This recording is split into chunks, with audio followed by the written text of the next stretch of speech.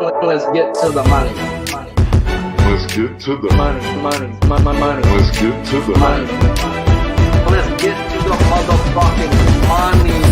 Fuck the bookies, fuck the bookies. FTV screaming fuck the bookies, fuck the bookies, fuck the bookies, fuck the bookies, fuck the bookies, fuck the bookies, fuck the bookies. FTV screaming fuck the bookies, fuck the bookies, fuck the bookies. Middle finger in the air screaming fuck the bookies. Woke up in the morning, grab my little black book. Yesterday can eat a dick, cause we lost by the hook. Can't win them all, so you never see me get shook. Today's a new day, the bookmaker's getting cooked. When I spot a dirty K of 4 units getting played, always find the value, I would never be afraid. Scary money don't win, but I'm not going all in unless I see a bet I love, then I put my balls on a bookie's chin. Let it all soak in, doubling my bread, winning money with my friends. If you got the itch and you wanna go big, follow Sharpie bets and you gon' really fucking win. This is not financial advice, it's entertainment. But if I find the right price, believe I'm parlaying it. You can see my spreadsheet, I'm winning, not just saying it. Profit in the green every week, I'm never negative. I can bet an ace or a shitty old picture. Pick the right spots cause I'm the K-pop whisperer. Shut up when I speak until you finally get the picture. I'm the best in the world, tell me you getting richer. Fuck the bookies, fuck the bookies. FTV screaming fuck the bookies, fuck the bookies, fuck the bookies, fuck the bookies, fuck the bookies, fuck the bookies, fuck the bookies. FTV screaming fuck the bookies, fuck the bookies, fuck the bookies. Middle finger in the air screaming fuck the bookies. Let's get to the motherfucking monies. The mother trucking monies. Happy Monday, everybody. Welcome to the Balking Dead, where there is no sleep for the wicked. I'm your host, Sharpie's Bets, and this show is sponsored by PrizePicks. So if you haven't, go over to PrizePicks and use that promo code PUBSports. And on your first deposit, they will match you up to 100, minimum of 25. We are getting to the numbers that I like to look for, everybody. And this week, K-prop bets are coming. I will give you all the info you need to finalize your own bets or my reasons to stay off. So enough small talk. Let's get to it. Shout out to the chat. Appreciate y'all for coming. Shout out to the best producer in the world, Big Show Picks. You know the drill, guys. Smash the like, hit the retweet, and make sure you have them notification bells on. Shout out to the 75 plus who hit the like, hit the retweet. At the end of this show, we will talk about the other K-prop that I have bet today because, I got to get back to the community, guys. At the end of the day, it's my way to say thank you for hitting the like, hitting the retweet, and let's FTB in the eye hole. I don't know if I passed the 7-minute mark, but we'll get there. On this show, I use FanDuel lines, of course, guys, because they tend to come out first on props, guys. So I tend to grab their lines as soon as I can. Those will be our opening lines on this show. If it wasn't available last night, it will be morning line, and closing lines are 30 minutes before this show cracks off, roughly 2:30 Eastern time. So we'll take FanDuel's lines, we'll compare them to PrizePicks, and we will find where to bet on what books to bet. So let's get to it, guys. We have 6 aces to talk about. There was so many to talk about, but before we do, let's run it through the chat. What up, Rocco? What up, Betting Beans? Justin McLevy, and we got Board Fat. Let's keep coming with them new members, guys. Ricky Bobby, and we ain't talking about the movie, guys. You can't. There ain't no room for second. What up, JPZ, my guy? Akbar, mother trucking. Let's get to it. Number 21 in the black book, guys. It's Bieber day, baby. Shane Bieber, 2022. He had a 25% K percentage with a 4.6 walk percentage. Morning line 6 plus minus, or opening line was 6 plus minus 154 last night. Closing line, whole number bigger, and the juice is on its way up. Closing line now is 7 plus at minus 126. They have him a 7 on a PrizePicks, and they did not have his hits allowed or earned runs available. Third start of the year, so no need to talk tags. His last 8 game strikeout averages is 5.5. His win percentage of the 5.5, if you grab that last night, is at 70%. If you grab the morning line, his win percentage to the 6.5 the last 10 games is 50%. So projected lineup, 6 righties, 3 lefties, strikeouts per 9 last year.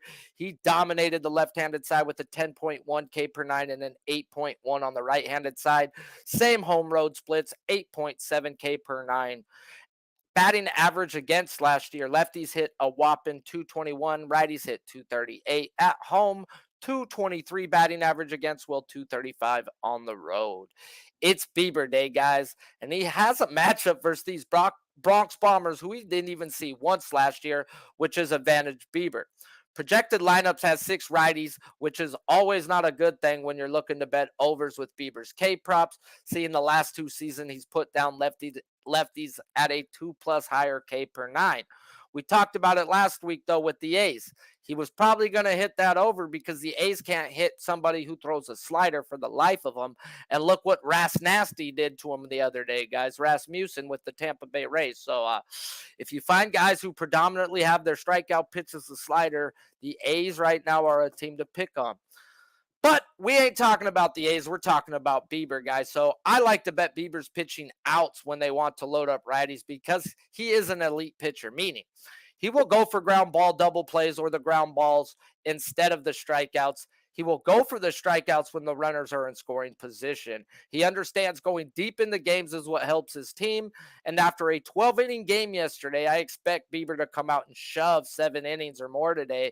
But at the end of the day, I would need his pitching outs roughly to be around the 18.5, and that's the way I'd want to attack him. I wouldn't pay more than the -140.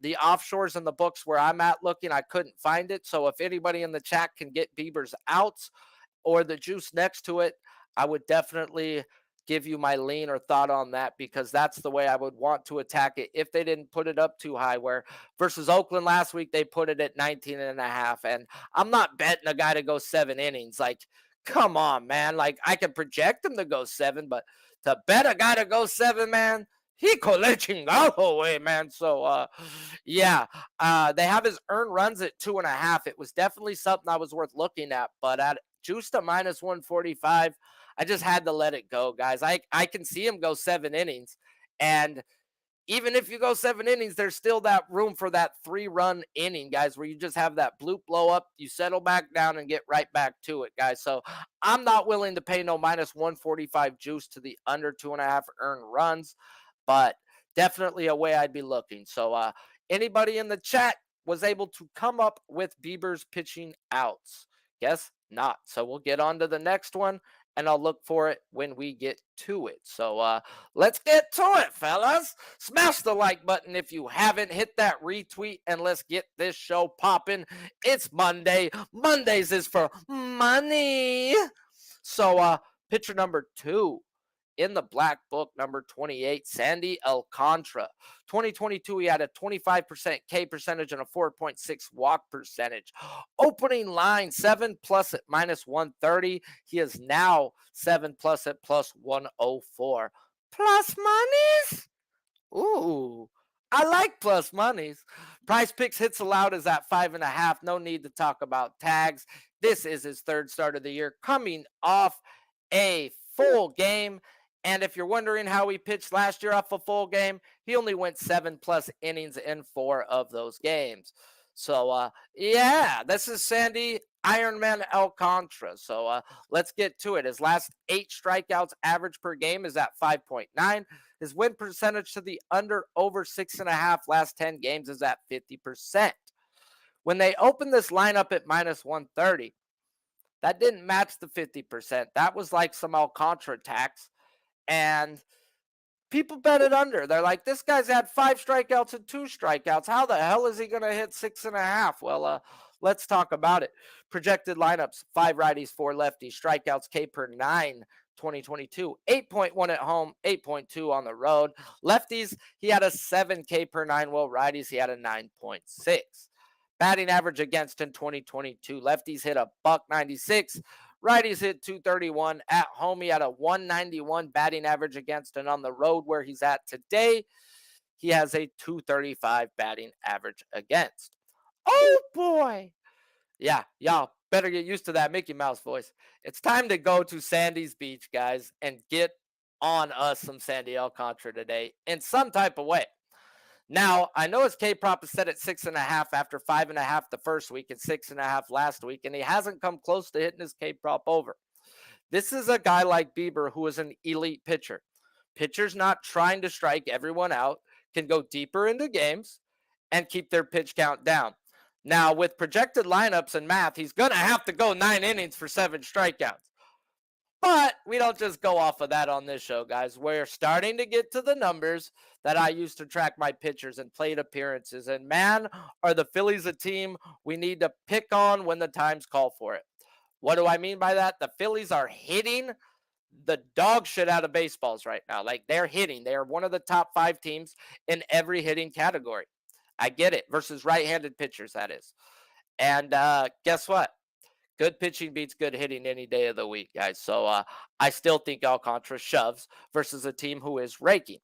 So let's get more into it.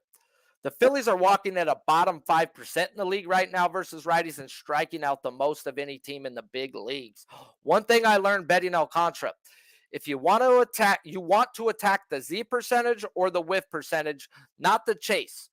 And what I mean by that is Standy stays in the zone. You want to attack inside, and that's Z and whiff percentages depending on where you're going to look at for the stats. Alcantara played the Phillies 5 times last season, going 6 innings or more in every start, with not allowing more than 2 earned runs just one time. He still went 7 innings that day that he gave up more than 2 earned runs, guys. So like I said with Bieber, you could have that one blip inning, settle down and go. So that's why I didn't want to take that 2.5 with Bieber, guys.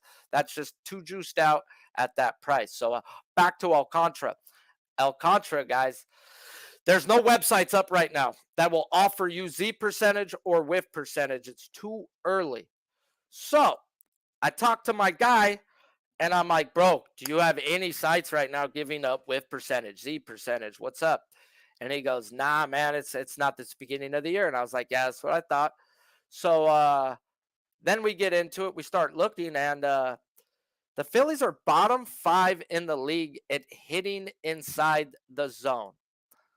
So that's telling me, guys, that they're striking out inside the zone if they're leading in the league and they're missing pitches in the zone. So I'm on Sandy Alcantara over 6.5 strikeouts at plus 104. The plus money, yeah, I was willing to bet it at the minus 110, minus 112. The fact that I'm getting it at plus money is I'm on him, and I'm on him here in this spot.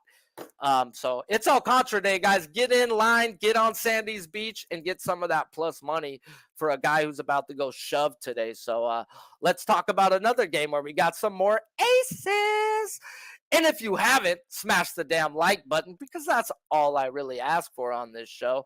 And I don't think that's asking for a whole lot of biscuits. But we've got this game coming up with the Padres and the Padres and the Mets. Well, we talked about it last week with Darvish, and we're not going to run Darvish, guys, until he figures out that he's okay. And what do we mean by that? Well, he said in multiple interviews that he didn't have a spring training. He didn't feel comfortable, and we talked about it last week. I hit up my boy Noli. Noli's a Japanese wizard. Noli's a good baseball capper at that, but call him, and I'm like, bro, so do I attack him first 5? How do we get in versus Arizona? He dominates them. He owns them. Like, I got to make some money off Darvish and these D-backs. He's like, Sharpie, Japanese players are the most finicky son of a bitches in the world. They need their routine more than anybody else. And I get it, guys. So he went out there. He pitched, and he was in jams, and he got out of those jams because he's a good pitcher, guys. But he walked way more people than he's used to walking. And until I see Darvish feeling comfortable, looking comfortable, that's when I will back Darvish. So the other side of this, we're going to talk Mad Max. And we may have a problem, guys, with Mad Max today, guys. And we don't have a problem with the 40 likes. We do got a problem with the 70 live. Like, I do math, guys. It don't add up. Like, I'm not the best math. I know my teacher said I wouldn't have a calculator in my pocket all the time. Oh, you're a fucking liar, aren't you now there, Judy, huh? Judy, where you at? I got calculator all the time. So smash the like, guys. That's all I ask for. Let's talk baseball. Let's talk Mad Max. and talk about his K prop and why I am going to stay off of my guy for a while because I'm starting to see something. Number 11 in the black book, Max Scherzer, 30.6 K percentage last year with a 4.2 walk percentage.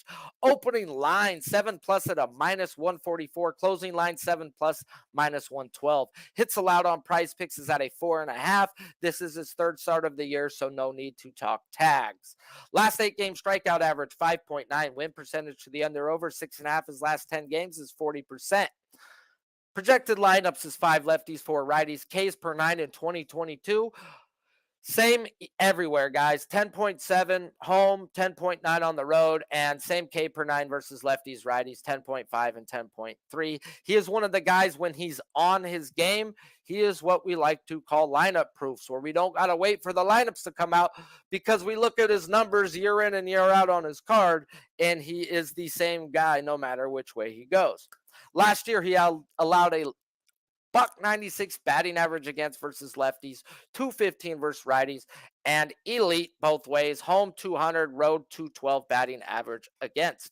Mad Max gets the Padres today, where last year he faced them one time back in July, and he pitched really well in that matchup, and it's the same matchup we have today, Darvish versus Scherzer. Max pitched 6 innings, 2 earned runs while punching out 8 Padres. Well, that was before the trade deadline last year when they added Soto, who I know who hasn't been going yet this year, but he can still run a pitch count up like no other. In just 200 bats versus righties this year, the Padres are crushing the ball and walking top 3 in the league at a 12% clip while striking out at 24%. 24 is bad. 27 is when we look to stick the knife in them, guys. And for me, 24 drops down to 22 because they are 4 points higher on the walk percentage. So I have got to adjust it accordingly. I give a half point on the strikeout percentage for every 1 walk percentage you're up. That's just the way throughout the years that I figured that it works out best for me and my capping. So I've got to drop that 24% down to 22 with this rate that they are walking at. So wondering what's up with Max. I got to go check up his prior stuff and his years, guys. And I use Fangraphs for a lot of stat checking. Fangraphs is one of the main ones that I do use. If you guys are looking for, it's a free site. They do ask for donations if you'd like, and it's cool if you want to give back to them. But it's a free site where you can do a lot of things on there, guys. And you just go play with it if you haven't, and you might thank me later. So what's wrong with Mad Max, guys? I had to go down to his velo and look at that. He's down 0.7 mile per hour on his fastball. Okay, not too bad, right? But his breaking balls are down 1 mile per hour plus, guys. So I'm sure he's going to work his way back from it, and he's going to get back in the form, but I need to see it before I can bet it. The books don't know what's going on with this guy. First week, they open him up at a 5.5, jump him to a 7.5 the second week, and today we get him at a 6.5. I got to let Mad Max come back to being Mad Max. Once I see his velo, his spin rate, and everything go back to where it was, then I can bet him, guys. It's like Zach Wheeler. I'll probably bring it up a little later, guys. He didn't pitch. His velo was down for 4 weeks. Come May last year, boom, ticked back up, and then he was the Zach Wheeler of old. So need to wait and see on Max. And today might be the day he shows up throwing that gas and having that whip. So is what it is, and I'm okay passing on Max today. Now we get to talk about another ace. This is just aces, aces, aces. Number 39 in the black book, Luis Castillo. Excuse me.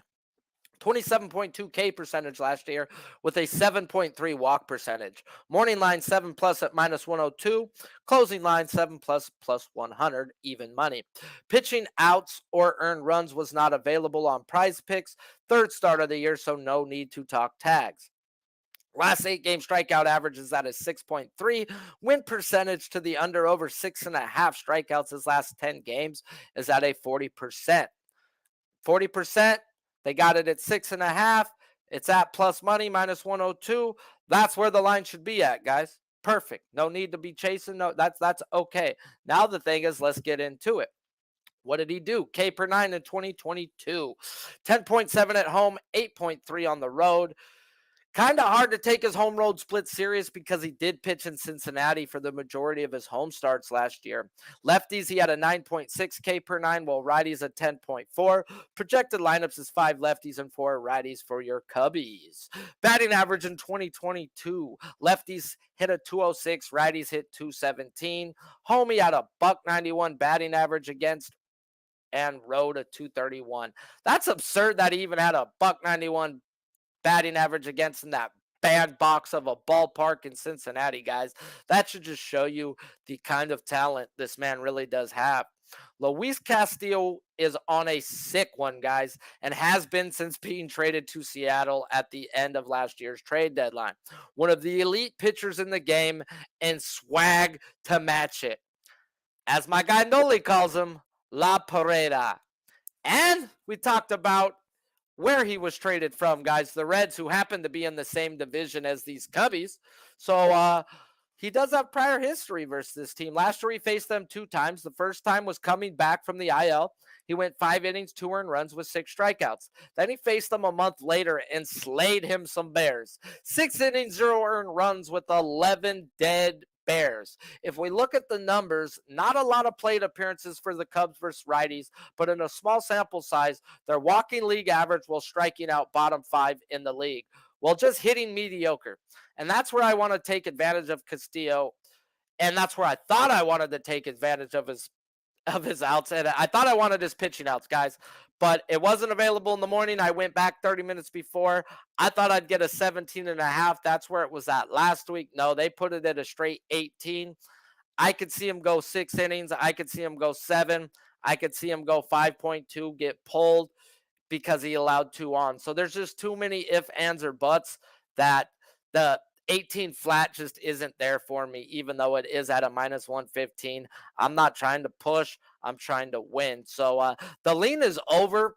I'm not betting it, but this man is on a Cy Young mission this year, guys, and he started it off right, and I expect elite pitching to beat good hitting. Now, this is a team that has made contact, but it is a team who does back Cody Bellinger high in the lineup, and Cody Bellinger, let me tell you, can give you 2 to 3 punchies just for shits and giggles, guys. So Luis Castillo is that dude. There's no way I would look under, where last week I get the under. They did bump him up to a 7.5. Nah, he's at a 6.5.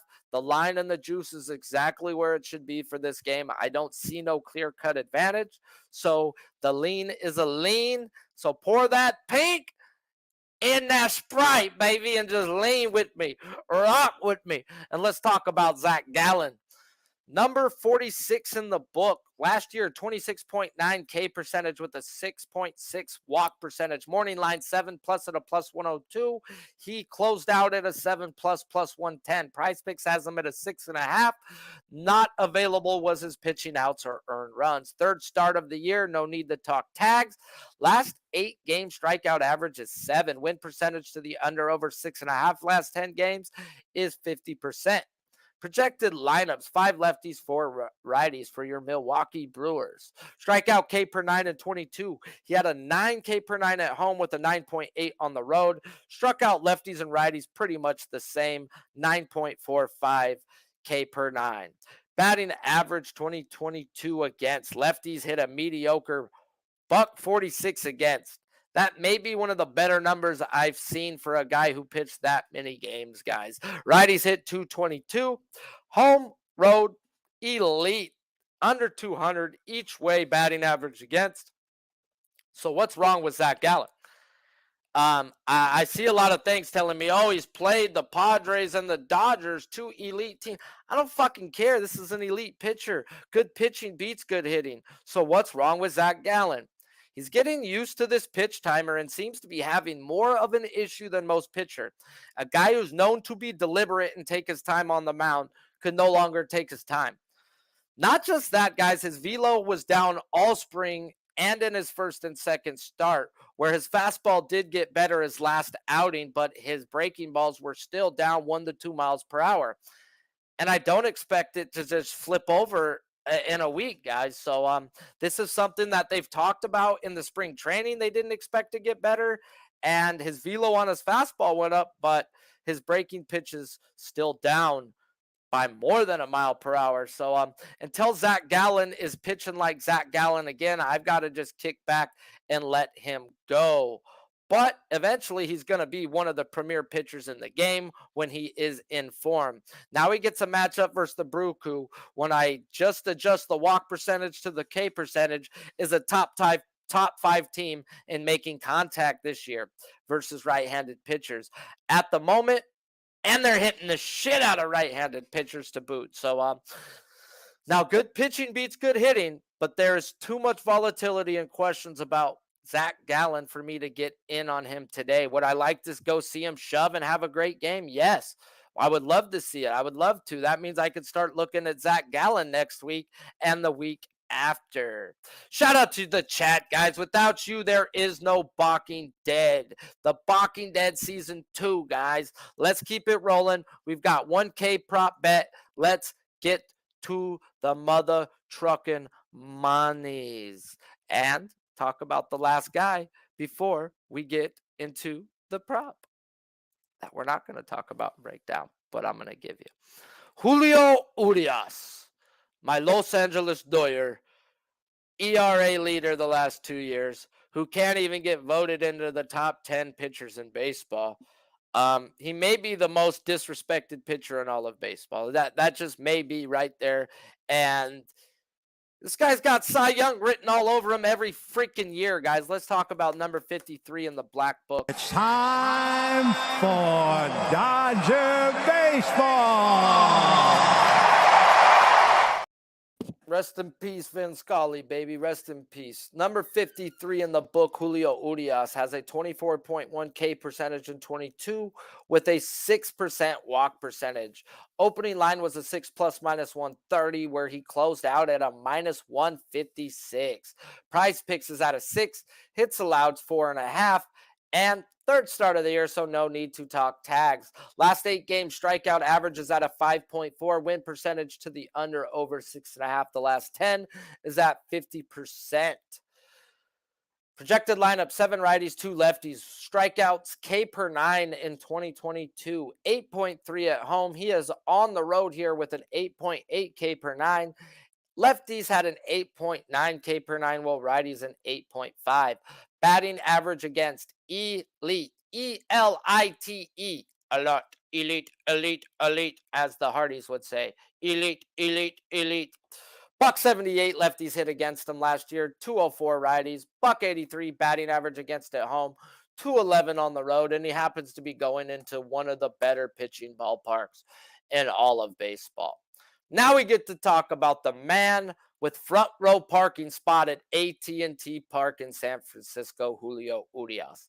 And I say that because this man owns the Giants. Last year, he faced them 5 times and dicked them down every time. Quality start in every game, not allowing more than 2 earned runs while shutting them out in 3 of the 5 games. Now we can go by the numbers the Giants have this year versus lefties, and they have less than 40 at-bats, guys. I can't look at that. I just don't pay attention to that. I let it go. I laugh. But a lot of people are looking at that. And if you strictly go by the numbers, they're striking out 43% of the time in 39 at-bats. Damn near every other person has struck out. So if you're one of those guys who believes in 39 at-bats, you probably bet him early this morning. I can't just bet Julio Urias just for shits and giggles, guys. I've got harder rules on my Dodgers than I do anybody else because I tend to bet with my heart throughout the years, and I've had to cut my damn heart out of it, guys, because fucking heart don't pay the bills. Heart don't pay the bills. So let's talk about it.